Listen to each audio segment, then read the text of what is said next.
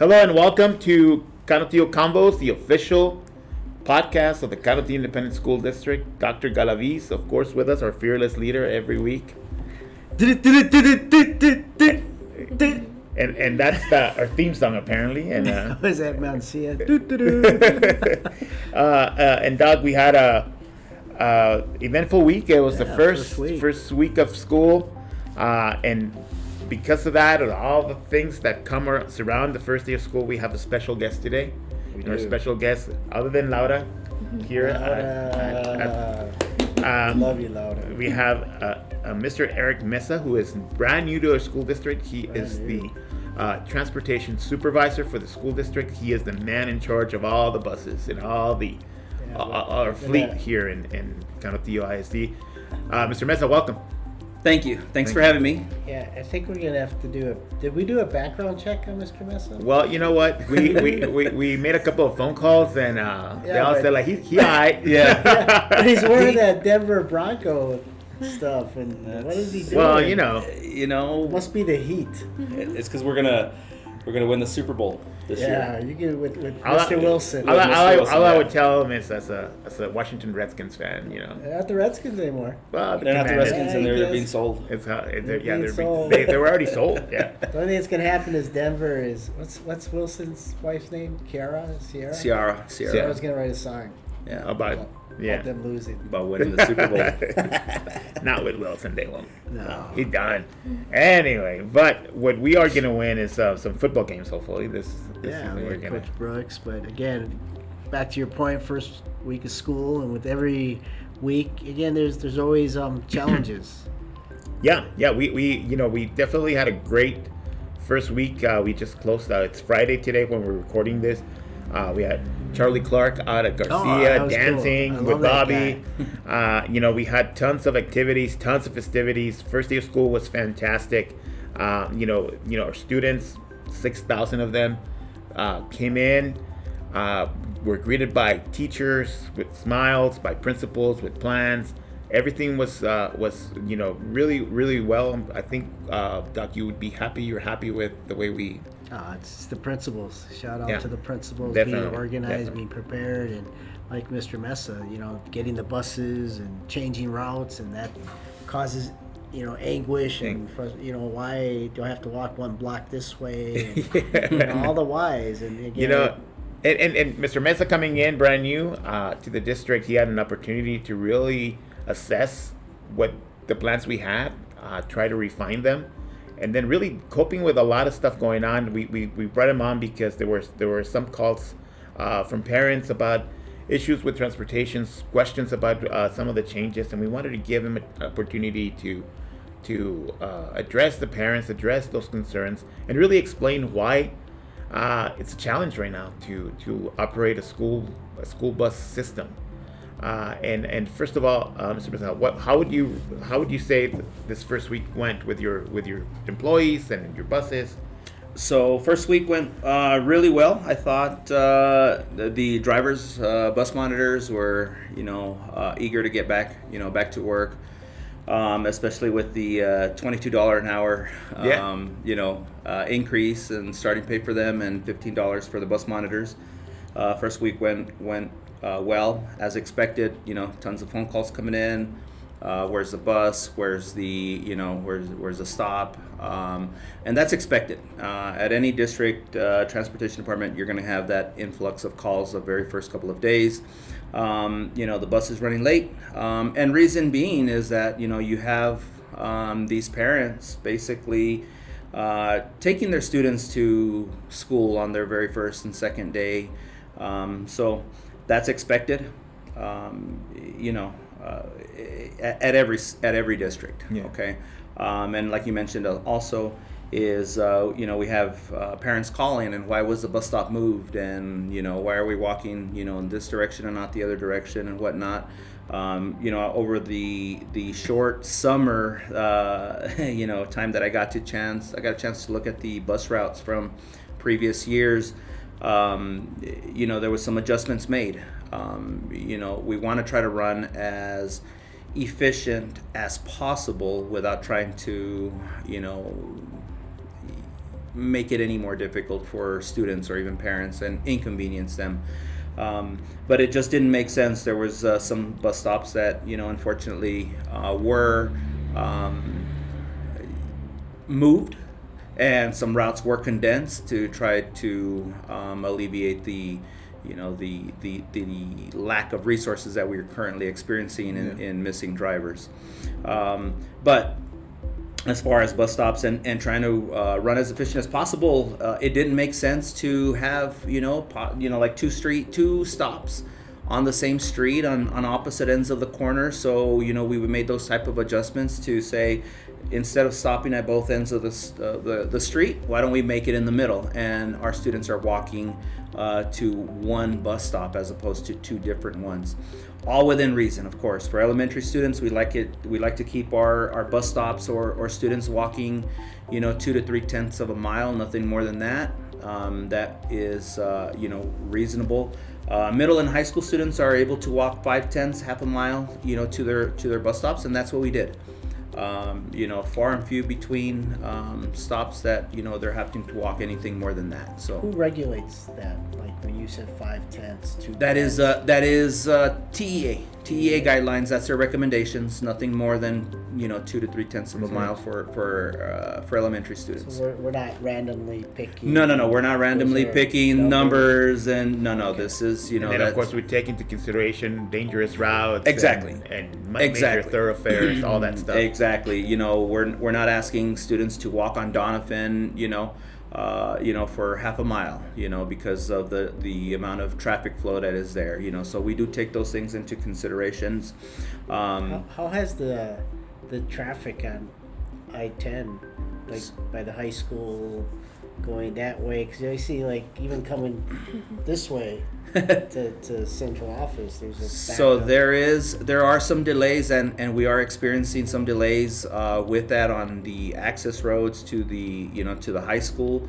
As a matter of fact, I was driving a route this morning, and I did encounter some traffic getting into the high school, but because of the I-10 closures, they're not expected, obviously, to go on forever. But those are some of the challenges that we will be experiencing, in these next couple of weeks. Okay, a lot of the traffic, a lot of the closures, and a lot of work is being done at night as well to kind of help with that. And we do get updates from TxDOT. Right. TX is pretty good about letting us know when something's going to happen. Yeah, and closures we're able and what to, times. Yeah. to communicate, and not just with you, but with the public at large as well. Mm-hmm. You mentioned some of the challenges that you're facing, and most of them have to do with human resources, right? Having the people to drive these buses. And, Yes. and we are looking for bus drivers. We're not alone in having a bus driver shortage, and we've responded, Doc. The school board, in to their credit, increased starting pay for bus drivers to $22 an hour. It's among the highest here in the region. We're all competing for bus drivers. Why would anyone want to come drive for Cantillo? I mean, what's the impetus other than pay, right? So pay, I mean, that drives. That's a big factor. That drives. That drives a lot. And $22 an hour for a driver. Right now, the starting pay, that's the highest, I believe, in all of El Paso and in the region, like you said. Boom. And they need obviously to have a valid driver's license, CDL certification. Yes, exactly. And a clean record. Clean record. At one point So- we helped with the CDL. Do we still do that, where we can pay for it, or I don't know? Right now, we're not there yet. We're in the process of being able to help our bus monitors, for example, who want to become drivers. We're in the process of doing that. And I know that's something that we're looking into doing, because we know that if we train our own, they'll stick around. Yeah, we can fill Grow our own. Yeah, Yes, grow our own. exactly. Yeah. And getting that certification, that licensure for When will CDL. that process be complete? What do you need? I mean, So there's a couple things, different routes that we can go. One is through TAPT to get the certification. That takes a little bit longer process. The other one is going through Region 19. That's a second option. And then the third option is just kind of basically a trial by error, I guess. Getting these bus monitors here, we can train them ourselves, but without the proper information, when we go to DOT to get tested, they might fail. Okay, we won't charge them, but it's a longer process. But there's a CDL right in front of Alderete. Alderete, there's a CDL Can we class. just send them there? And If we're willing to pay a few $1,000s for each of these Really? individuals, yes. From what I'm understanding, it's like $5,000 to go through a CDL school, quote unquote, like the one that's in Okay. front of Alderete. It's about $5,000. Hey, Yeah. Yeah. And you think that, and those are really for like trucks. truck drivers, exactly. The A license.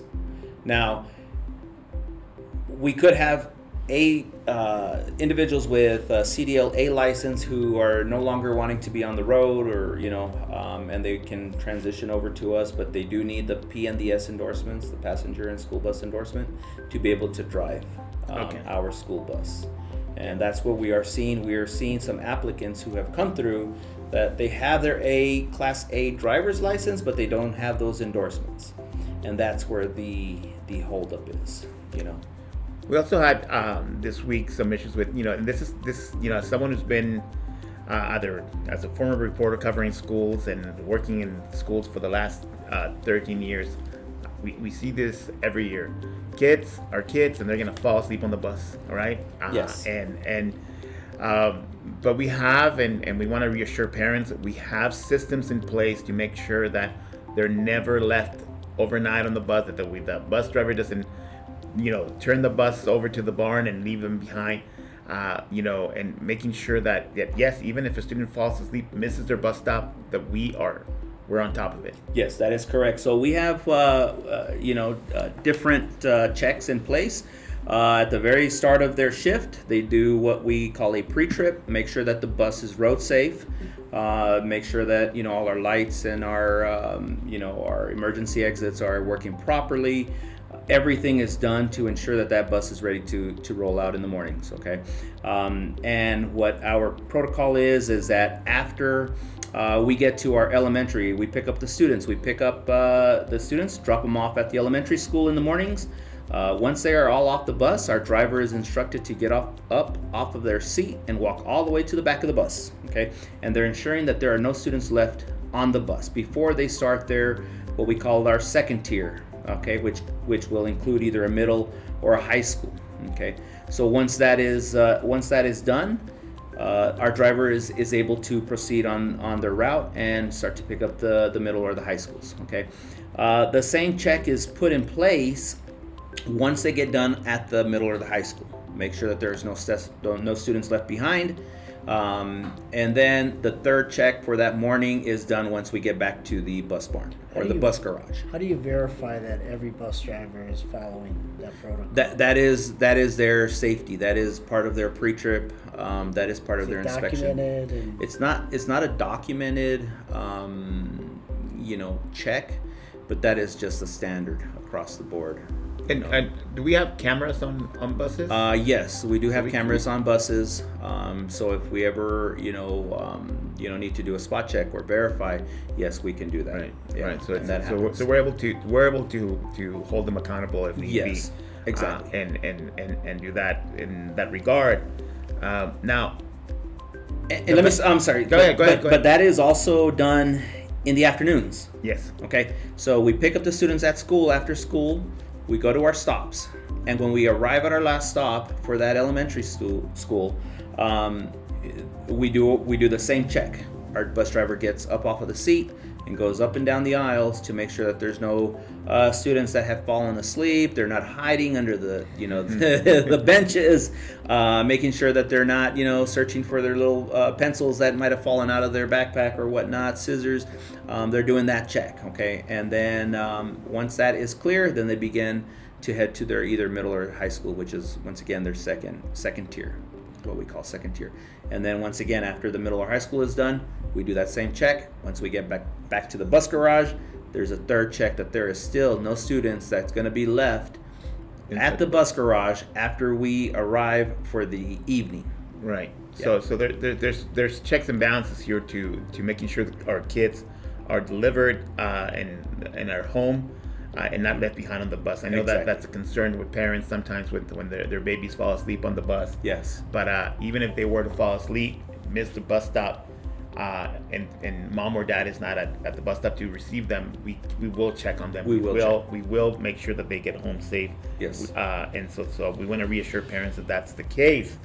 And then also, reminding parents that the safe delivery of students to and from school is the responsibility of all of us. It's not just on the bus driver. It's not just on the teacher and principal. It's on the parent as well, making sure that parents talk to their children about school bus safety, their expectations that they follow the rules, their expectations that they listen to the bus driver, that Yes. that they say they're gonna come home at this time, that they don't wander off and go to a neighbor's house or the Exactly. store or whatever it is. Right. Because there is that expectation, right? I mean, Yes. we can only deliver up to a certain point, and Right. and it's a partnership, making sure that these students get home safe. Yes, and that information is actually on our website as well, on our district website. Okay, Transportation Department, has that bus rider guidelines for parents to be able to go on their website and read that.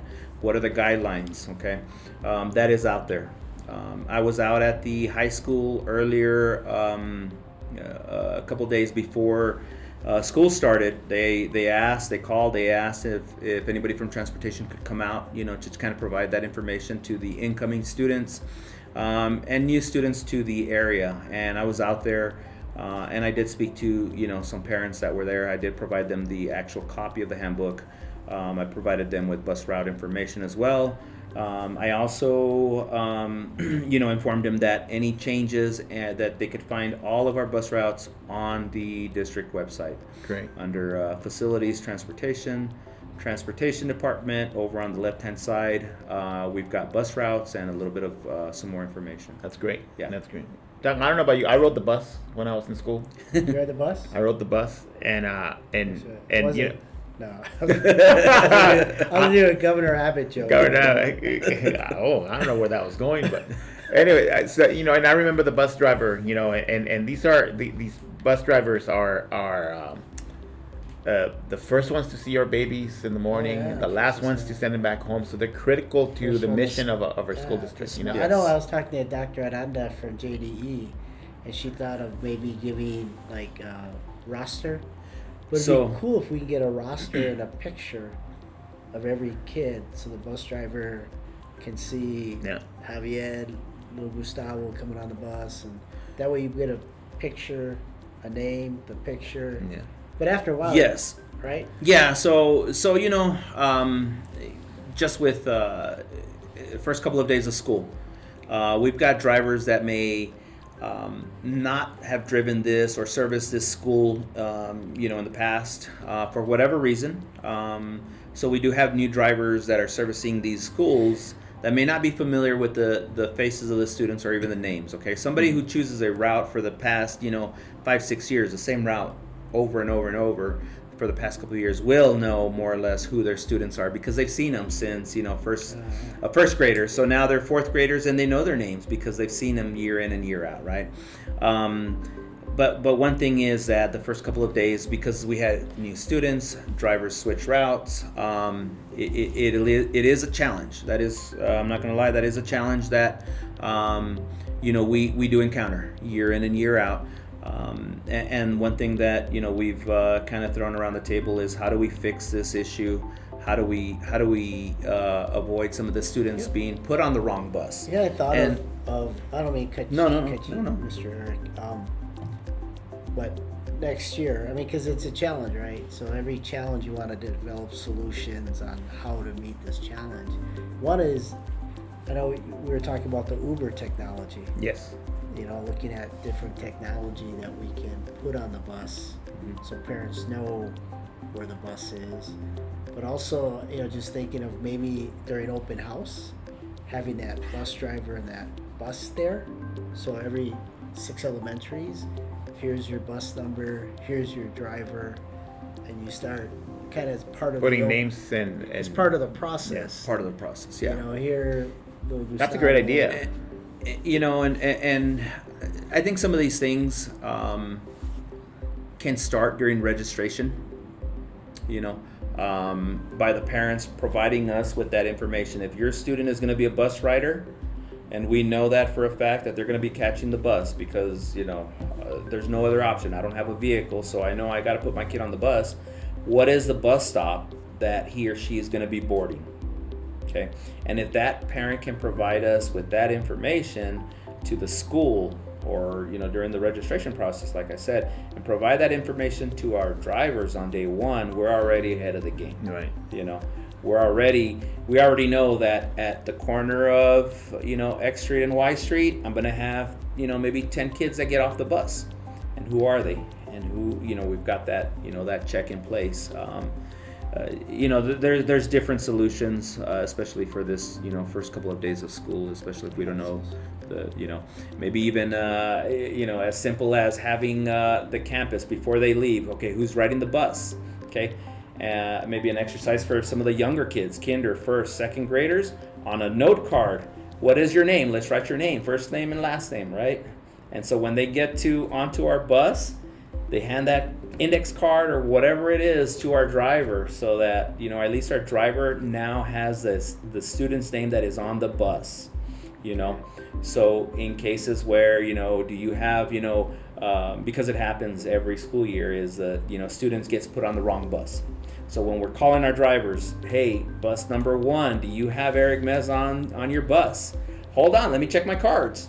Let me go through my cards. Yes, he is on my bus. I have his card. That's a great idea. He is on my bus. I have his card. That would solve a lot of problems. Yeah. So I mean, we sit around the table and talk. If we have IDs scanning to get on or something. So that's but the basic, even just an exercise for those younger guys to write their names and practice. And real quick, I want to address another issue that came up this week, and it was on FitFam. Even FitFam. FitFam. Oh yeah. What's FitFam? FitFam is a website that puts out a lot of news, local news. But is that one of that other? It's kind of like World Star. Yeah. For El Paso. Is that like? But there was an accident involving one of our buses.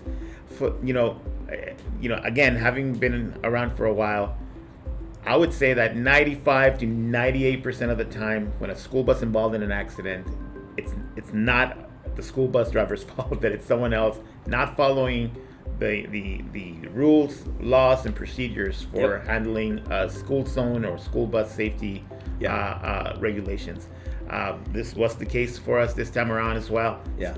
And I want to remind people, when you see a yellow school bus, there's kids around.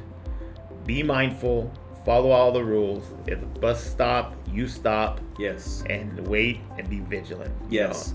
Yeah. And it's very, I'm glad you brought that up, because it's very important for, that we keep that in mind, that when our stop arms are out, that means that bus is either loading or unloading students. At any point, some of these little guys can just dart off and run across the street. So when you're behind that bus and you're like, man, I got to get to work, I got to go, I'm running late, and you're running that, that bus stop arm when it's out, there's a possibility that there's a student that could be running in front of that bus, So that's very important to keep in mind. You're correct. I mean, usually it's the person ran the stop sign. But even when they're not stopped, even when you just see a bus driving, you have to assume that kids are on board. Kids are on board. The future of our country is on that bus. Yeah. So. Yeah. And another note on that is that school buses are probably one of the safest modes of transportation. They sit so high above the most vehicles. And they are just built like tanks. Well, okay. And you mentioned FitFam, and if you look at the FitFam pictures, okay, Yes, that truck was totaled. The front of that vehicle was totaled. And that's what I was telling. I was And- about to go there because, like, just in case you're wondering, your car is not going to win anything against the school bus. The school bus is sturdy. It's meant to keep these kids safe. And if you crash against one of our buses, your car is going to be totaled, and our bus probably be on the road next day. Yes, exactly. Yeah. So once again, that is very true. These buses are built like tanks, and I mean, it's going to take So- something really heavy to Change, cause damage. There's another situation with the air conditioner. AC units, The yes. AC unit. So now it's hot. So if I'm a bus driver, and again my AC goes off, what would be better So than have the kids sit in a hot bus? So once again, part of these pre-trip checks is that that the AC works, the heaters are working properly. It is 100 degrees, and something we have to keep in mind is that just like these buses are built like tanks, it's also a tin metal. Okay, so it's gonna get a little bit warm in there. With 30, 40 kids on bus, body heat, with 100-degree weather. The ACs, all our buses come with ACs, okay? Now, are they as cold as, the ACs in our car? Probably not, but because it has to, there's usually only 2 units, one in the front, one in the back. And for it to cool off that bus, to make it, 65 degrees like in our car, probably not going to happen. But we do have AC units in our buses, okay? Now, if for whatever reason one of the AC units, goes down and is not blowing out, what we'll ask our drivers to do is lower the windows, get some ventilation going, okay? Depending on where they are on the route, we may dispatch another bus. And also it depends on the resources. If there is an available resource for somebody to go to, that campus or that stop, okay? What we don't want to do either is, we don't want to put these students in danger by transferring them from one bus to another bus, because now we're taking them off the bus, we're having them walk across the, whatever, the sidewalk or whatnot. You just never know what could happen. So it's on a case-by-case basis that we look at these things. But all our buses do have working ACs. Okay. That's right. Well, Mr. thanks for coming and being a guest thanks for here. coming. This clears up a lot of questions that were out there, and I think the public should feel comforted Yes. by the fact that we have plans in action, that we have the resources to really deliver kids to and from school in a safe manner, and that this is something we strongly believe in. Yeah. We take this seriously. Yeah, and one final word, I guess, on this is that if you or parents or anybody has concerns, questions, always feel free to give us a call. My number is on our district website, 915-877-7735. Feel free to give us a call. If you've got any questions, concerns, leave me a message and we'll get back to you as soon as I can. I am out of the office once in a while, and like I tell parents all the time is that if you don't call me and let me know what is going on, I won't know. Okay. I cannot be at all of our bus stops. I cannot be on all of our bus routes to see what we're actually doing. So this feedback that I get, I value it, and I look into it, and we address those concerns of these parents, and grandparents and community members. So give me a call back. Give me a call. Let me know what's going on, and then we'll look into it and try to address and see what we can do to help out. Your number again? 915 area code 877-7735. We'll put that on FitFam. Is that another worthless social media thing? You'd be surprised how put stuff popular on it is. there, and it's the truth. It's the truth. Unfortunately, that's like January 6th never happened. They're out there and they break a lot of news. So Man, kids love it. You guys Kids love it. they need a life, man. Yeah. Kids love it. How about just respect your mom and dad? It's true. Speaking of mom and dad, I'd like to shout out to Miss Jessica Ardiano, our executive director for CNI. Her son, Javier, is getting married tomorrow. Oh, well, congratulations. 2018 grad. He's an electrical engineer for the Paso El Paso. Paso Electric. Yeah, he's an engineer marrying a little girl that went to Alderete, and so they're gonna get married, and just wanted to shout out to them. Congratulations to them. I told him, don't do it. Don't do it. Don't do it. Javi, here's your chance. Here's your chance. Don't listen to him. He's been happily married for 20 years. Yeah. Put that on Fit Fam. All right. Well, thanks for joining us, and we'll be back for week 2 of the 23-24 school year next week. All right. Yeah. Go Packers. Thanks. Go Broncos. Do.